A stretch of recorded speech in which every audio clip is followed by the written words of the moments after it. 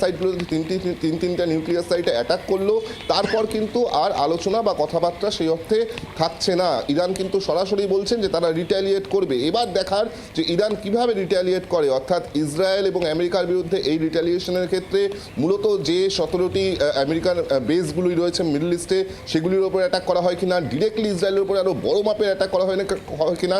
কারণ এখনও পর্যন্ত ইরানের 3টি যে নিউক্লিয়ার সাইটকে ধ্বংস করা হয়েছে বলে বলা হচ্ছে, কিন্তু আরও প্রচুর সেখানে অস্ত্রশস্ত্র থাকতে পারে। বিশেষ করে আন্ডারগ্রাউন্ডে কী ধরনের মিসাইল রয়েছে তা কিন্তু সম্পূর্ণভাবে অজানা। অর্থাৎ ইরান তারা কিভাবে রেসপন্ড করে, কতটা শক্তি দিয়ে রেসপন্ড করে, সেটাই কিন্তু দেখার বিষয়। অর্ক একেবারেই বিক্রম।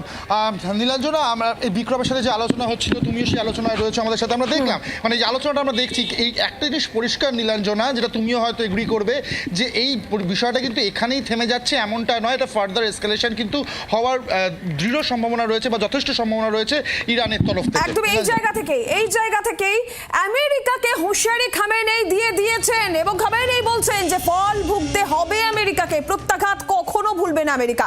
বিশ্ব দেখবে ইরানের প্রত্যাঘাত, এই হুঙ্কার ইরানের শীর্ষ ধর্মীয় নেতা খামেনের এই হুঁশিয়ারি তিনি দিয়ে রেখেছেন যে ফল আমেরিকাকে এবার ভুগতেই হবে এবং এমন প্রত্যাঘাত হবে যে প্রত্যাঘাত আমেরিকা কখনো ভুলবে না এবং বিশ্ব দেখবে ইরানের এই প্রত্যাঘাত, এই হুঙ্কার আয়াতুল্লাহ খামেনের। বাংলার আওয়াজ, বাঙালির আবেগ, জি 24 ঘন্টা।